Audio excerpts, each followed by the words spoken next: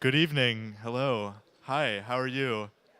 Nice to see you all here today on this day. Good. Hi, my name is Rob. I am a co-founder of Polkadot. I've been working a lot on the implementation. Part of that is consensus stuff. So I want to talk about, today I want to talk about consensus and finality in Polkadot. So what kinds of consensus algorithms we're using, what sort of challenges we're facing, how the implementation works in practice. I would say from our perspective, we're a very practically minded team. We've done this before with consensus algorithms especially. We know what kind of implementation challenges are likely to pop up. So Polkadot employs a hybrid consensus model. So this is a consensus model where you have some kind of eventually safe block production mechanism. Like proof of work, like Aura, like Ouroboros. Ouroboros is a big inspiration of our design. So this is something that's synchronously safe. It's not asynchronously safe.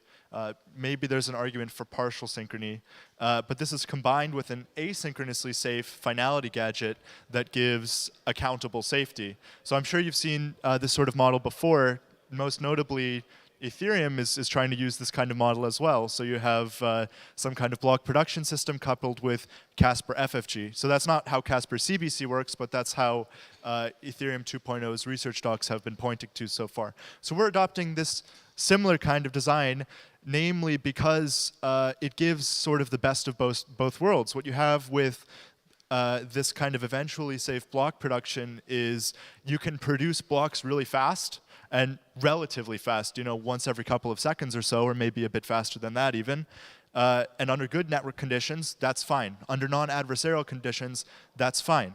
Whereas traditional Byzantine fault-tolerant consensus that's not probabilistic has to do a lot of work. You're sort of optimizing for the worst case. You're jumping straight ahead to let's get 2/3 and then let's get 2/3 again to vote on the fact that they saw 2/3 consensus. That's a lot of messages to go around. That's a lot of overhead before something like adding a block to the chain.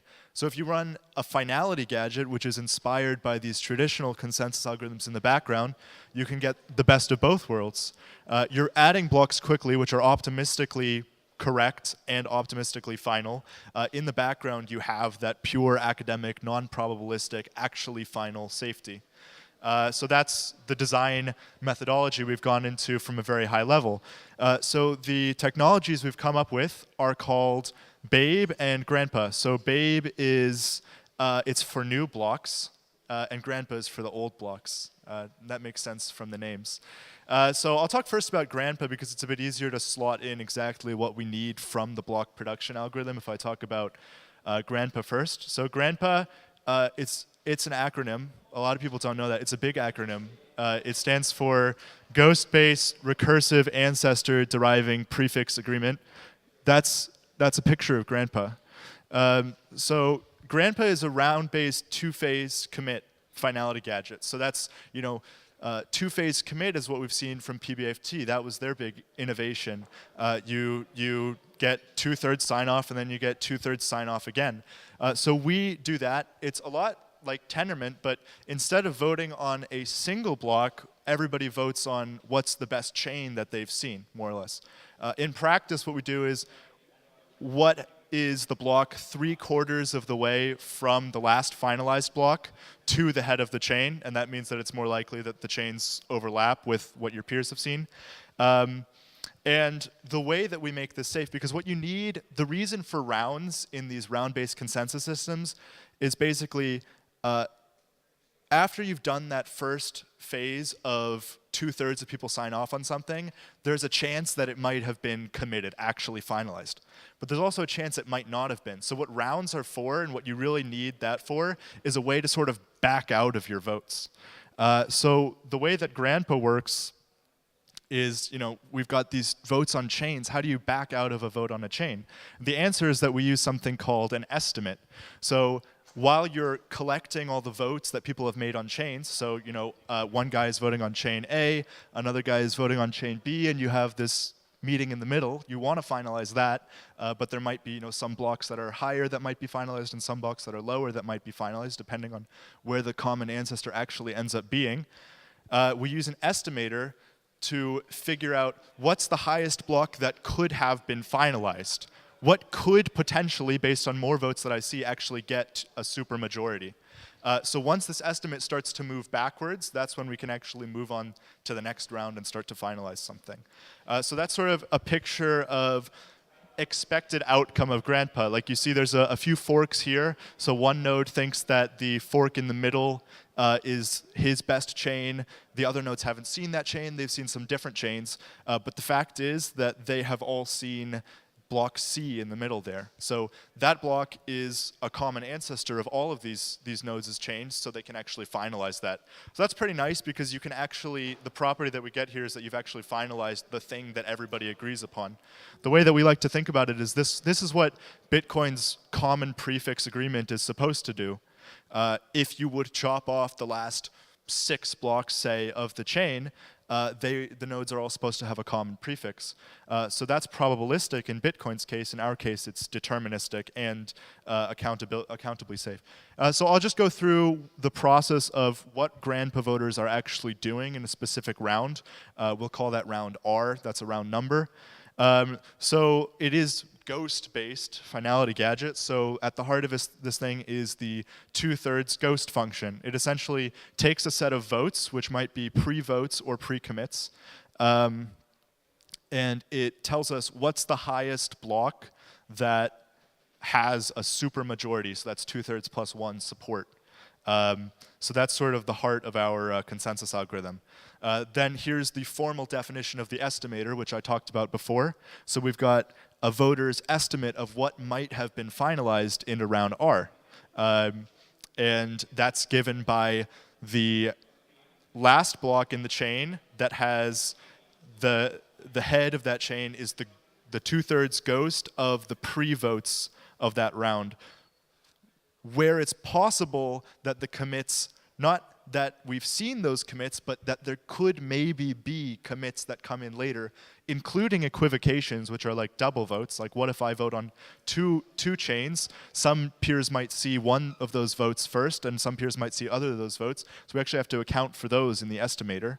And essentially, we're just accounting for, what votes could we see that might make something finalized? That's what the estimator is. So yeah, we've got this ghost function that gives us the best chain with supermajority set. And we've got this estimate in more plain English terms. There's also this parameter t, which is an expected time for messages to travel through the gossip network. But this is at least partially synchronously live. It's not asynchronously live, which means that under real bad network conditions where you've got an adversary that's dropping messages that never get delivered ever, and it's arbitrarily bad, you don't have liveness, you do have safety. So if this t parameter actually is way lower than it does take for messages to go through the gossip network, that's completely fine, but it does guide our voting times. So the cycle goes something like this. You start a round, you wait 2 times this time t, you cast your pre-vote, you wait for time 2t to pass again, or if the round is completable, that you've seen enough pre-commits already, that happens when you're a little bit behind everybody else. You cast your own pre-commit, then you wait for the round to be completable if it's not already, and then you start a new round. So Grandpa voters are just always moving in this cycle of round to round to round, and they just vote forever, basically. So it is possible for Grandpa voters to end up on different rounds, but only really 1 or so rounds apart once you've got enough voters that are stuck behind. So you won't end up with progress happening unless 2/3 plus 1 of voters are all in the same round, just by nature of the fact that that's the quorum required for consensus.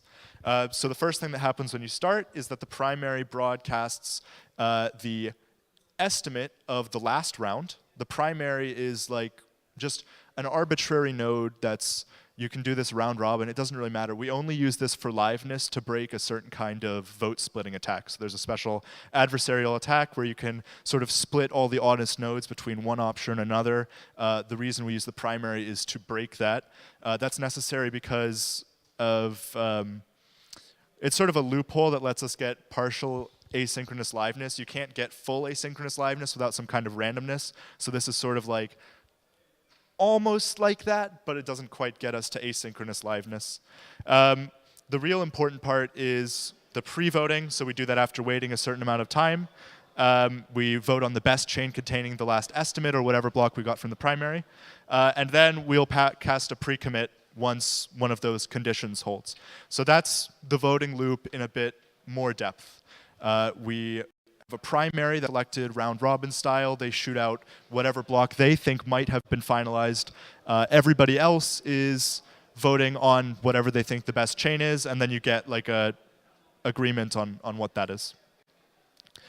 And the last part is a commit message. So this is not critical for consensus, but it is very useful for catching up. So once you've seen 2f+1 pre-commits from a round of consensus, you can combine those together into a commit message, which is essentially a digest of what has happened in that entire round. So those can actually end up being really compact. This is a tool that we use in a few places, BLS multi-signatures. Essentially, that lets us take a bunch of votes, even on different values, different messages, and combine those all into one signature. So those commit messages can actually get super, super compact. So to talk a bit about liveness. So liveness, I guess I didn't go over this before, but liveness is the property that we continue to finalize something, right? So this is a finality gadget. It doesn't actually create blocks. So clearly we're dependent on some kind of block production system to actually achieve liveness. If nobody's adding blocks to the chain, we can never finalize anything new. So with Grandpa, we can go sort of one step further than Casper FFG. Casper FFG shows plausible liveness, which is not exactly liveness. It's just like, yeah, probably we can finalize something. With Grandpa, we actually managed to nail down the exact properties that a block production system has to have in order for us to achieve liveness. So the constraints are pretty simple, actually, for the block production system. You basically just have to build on top of the best finalized block, or show that eventually it will build a chain extending that, and then you can finalize that. So that's pretty simple, and I'll go into exactly how we are achieving that block production system in the next section. But first I'll talk a bit about accountable safety. So this is the property that actually lets us build proof of stake on top of this consensus algorithm. So the way that I like to think about consensus algorithms in proof of stake is that you sort of have two parts. You have the consensus, which depends on an honest majority, and then you have some kind of economic games that actually keep rational actors honest, that align their incentives. The most common way to do that is with slashing. So in a regular honest majority consensus engine, if you would have a fault, you wouldn't have a fault because you have an honest majority. In a rational consensus system, you can have faults, but you need to be able to detect them. So we need to be able to actually figure out who it was that misbehaved and how they did it. So this is a bit complicated because Grandpa is pretty complicated. But basically, what it boils down to is we've come up with a synchronous procedure for, basically, you track down validators who have appeared to have finalized something conflicting in two chains, and you sort of beat them over the head with queries until you figure out who did what wrong. So the two kinds of queries are, let's assume that we have two blocks, right? So B and B2. They're on two different chains. One is not a descendant of the other. They've both been finalized. So B was finalized in round R. B2 was finalized in round 2, and round 2 came after round R. So the first query is a bit more complicated, so I'll break it down. Why was the estimate of round 2 minus 1 not greater than B, not a child of B or including B, when you voted for B2 in R2? The reason that you should always be able to answer this if you're honest, because the voting rule for a round is that, one, you're only voting when that estimate starts to move backwards. And R2 is after R1. So B should have been contained inside that estimate. Or sorry, actually it doesn't have anything to do with the vote moving backwards. That's a bit later on. It has to do with the estimate always being an overestimate. So it should have always contained B if it was possible to finalize B. So the other query is a lot easier. It's which pre-votes have you seen for round R? So as long as you're keeping those around for a reasonable amount of time, you should always be able to answer these. So what you would do is you would start in R2, and you would just work backwards, and you quiz all the nodes, and eventually you'll start to see contradictions. You'll see equivocations, you'll see nodes that are double voting, you'll see nodes that are voting without justification, that can't answer those two queries honestly. And that lets you slash them. You can do that in all histories. So in practice, the way that we're going to do this is to issue queries on chain. So somebody notes, oh, this block was finalized on this other chain that's not a descendant of our finalized block and isn't in our finalized blockchain. So we can just dispatch this on-chain signal that says, hey, grant validators, what's going on? Tell us what you did. And from that, we can begin this recursive approach to figure out actually who did something wrong. So that's the theory. The practical considerations, I think that this is a super interesting section. As far as I know, we're the first team. This is, I guess, this consensus algorithm is in the category of like Casper's CBC. It's where you have chain-based consensus algorithms. And as far as I know, we're the first implementation team to actually implement one of these consensus algorithms that operates on chains instead of on blocks. So we got to be made aware of these engineering issues well before anyone else was. And the truth is that synchronization of many different chains, when you only end up finalizing one, when those chains are short, that's easy. When they're long, that's more difficult. So one thing that's important to consider is, okay, if we have a long network partition and we end up with 2 forks that are 1 million blocks long, sure, in theory, you can finalize that when that partition resolves, but you'd have to sync both forks, which are 1 million blocks long. When you run into things like state pruning or just plain old availability and peer set cultivation, that's actually pretty tricky.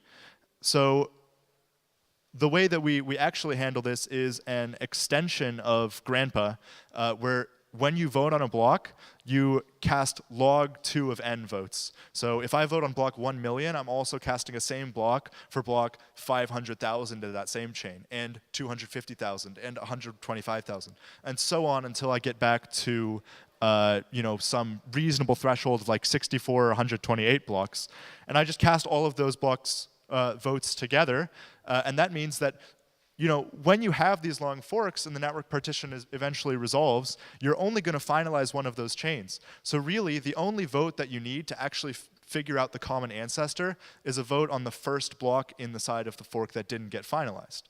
So that's essentially what we do. If you're not going to finalize both forks, there's no reason that all voters should need to download 1 million blocks from each side of the fork. That makes this actually practical. So now I'll get into the next section of the talk, which is about Babe. So that's blind assignment for blockchain selection. Actually, Jeff is in the audience who did a lot of the design work on this, so track him down after. He's going to teach you about crypto. And so this is inspired by Ouroboros Praus. There's a lot to draw on that. So Ouroboros Praus is essentially sampling people using a VRF in proportion to the amount of stake that they hold, assigning them to slots of time, having them build a block in that slot, and essentially proving safety on top of that. So the nice thing about building on top of this work is that they've done a high degree of formal analysis of their protocol, which means that we can build on top of those security proofs. But we also address some of the other practical issues that you encounter when implementing consensus protocols and deploying them in the real world. So one question we were trying to answer was, how do we maintain block production liveness with a large set of low-staked producers?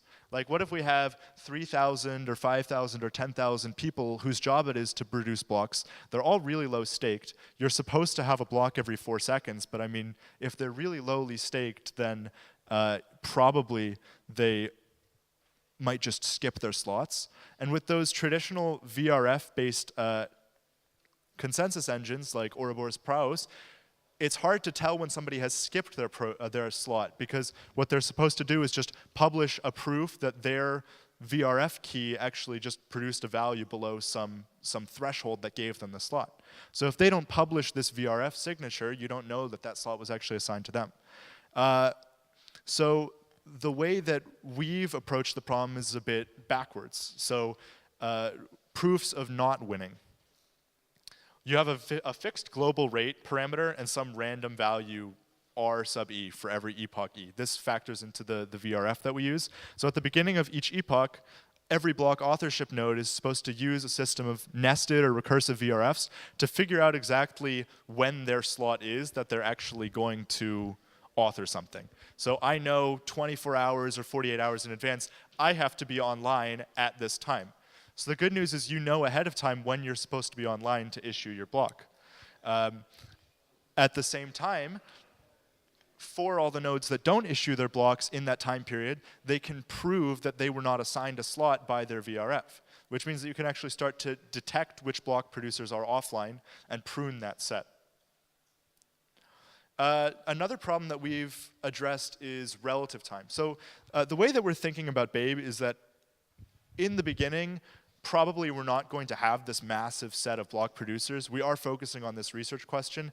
In the beginning, we're going to be running block production with the same set, same validator set as is running Grandpa. Further on, we're going to separate them. So if you're using the same set as you do for Grandpa, that's a compact, very highly staked set of nodes. So you don't have to worry about them being offline that much. Then the main consideration that we try to address is relative time.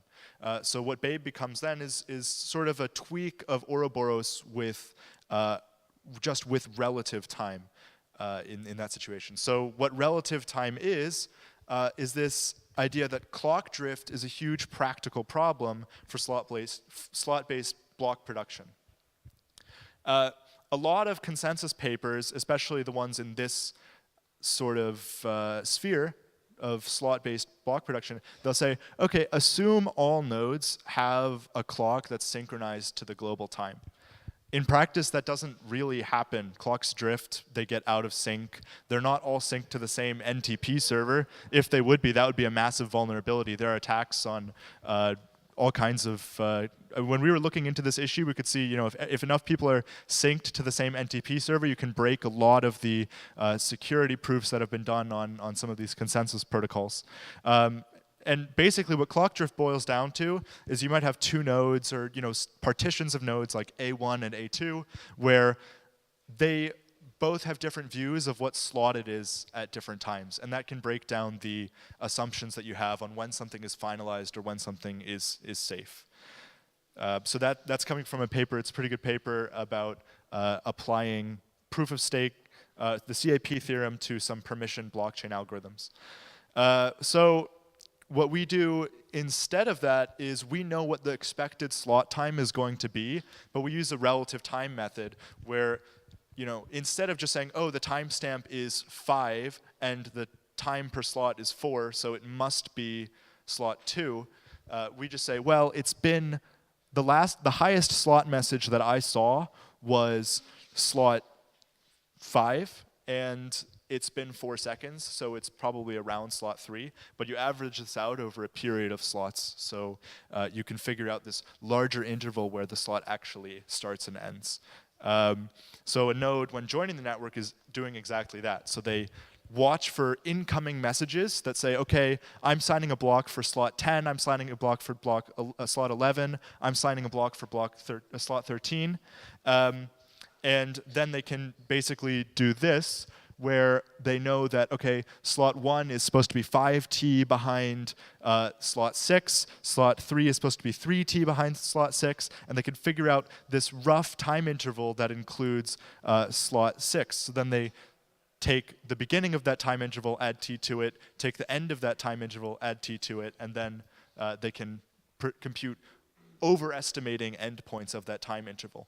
And that means that we don't have to worry about this problem of clock drift. So the last thing I'll talk about is data availability. So what we're doing in Polkadot is, this is sort of how we all tie it together. So what we're doing in Polkadot is we've got this system of many chains, and those state transitions of those chains are being validated by subcommittees of the validators of Polkadot. They're being attested to by those committees, and they're going to be put on chain.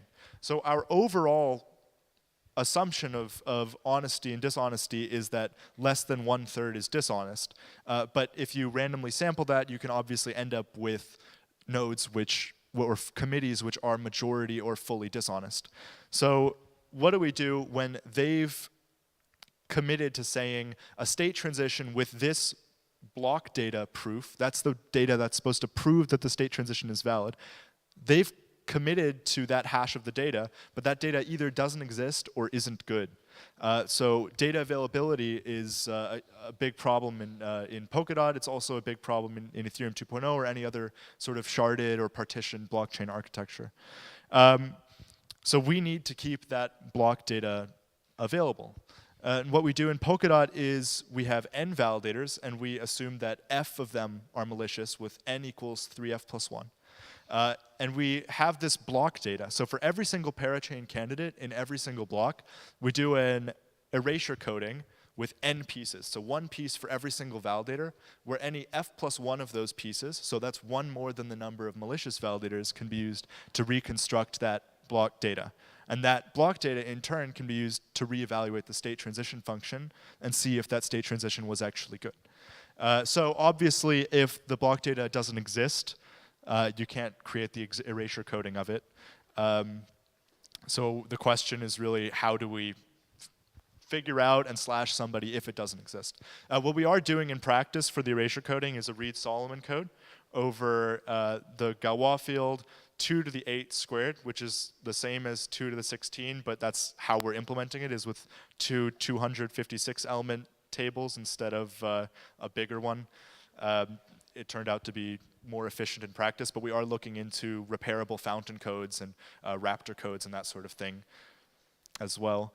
So each piece of the erasure coding gets distributed to one corresponding validator. The amount of space that it takes up is proportional to the number of parachains times 3, because each erasure coding is roughly 3 times as big as the amount of data that was actually in the block data. Right. So in the cases where the pieces aren't available, we run an attestation game. So somebody says, this piece isn't available, and we use some kind of non-influenceable randomness to select which validators we start to ask about this, the reason being that we don't want the adversary to know well in advance who's going to be asked, and that means that they can't be corrupted ahead of time as easily.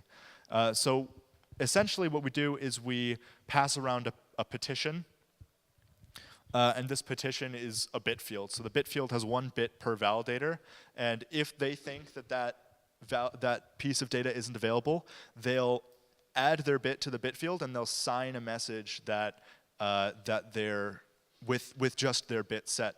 Then you can pass around a multi-signature that proves all of the bits in the bit field. So the petition gets super, super compact with this.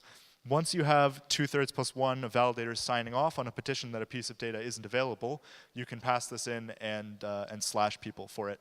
The people that you would want to slash are those who were assigned to the parachain committee when that piece of data was meant to be evaluated or to have existed. So the way that we tie this all together with Babe and Grandpa is custom voting rules. Essentially, we want this guarantee that, or a rough guarantee, this is not a perfect guarantee, but this is a heuristic. We guide our block production by saying block producers should not produce blocks unless for every block in that chain, ignoring a few recent blocks just because of latency, if for every block in that chain you have received 1 piece of the availability erasure coding. So that means that the longest chain, because block producers will tend to only build on chains where the block data is actually available, that means that the longest chain will tend to be available. This is, it's not it doesn't technically protect you from any more adversarial attacks, but it's a nice heuristic that makes synchronization much more reliable. And similarly, we have a custom voting rule in Grandpa as well, except it's exactly the same, except Grandpa voters don't ignore the recent blocks. They only vote on chains where they've seen a piece of the availability erasure coding for every block in that chain. That means that if you actually do have this honest majority, you won't finalize something where the data actually isn't available. Whereas if you do have this f+1 or more malicious, if you have this super Byzantine fault condition, it can also be gamed, and you would have to do a bigger fallback either via governance, as you would often have to do in case of a safety violation, or via automated chain restarts or similar. And that concludes it. So I'll be taking questions. Thank you very much.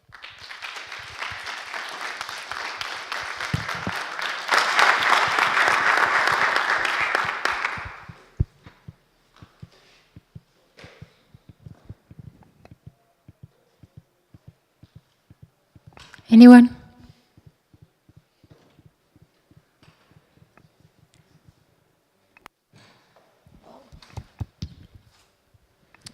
Thank you.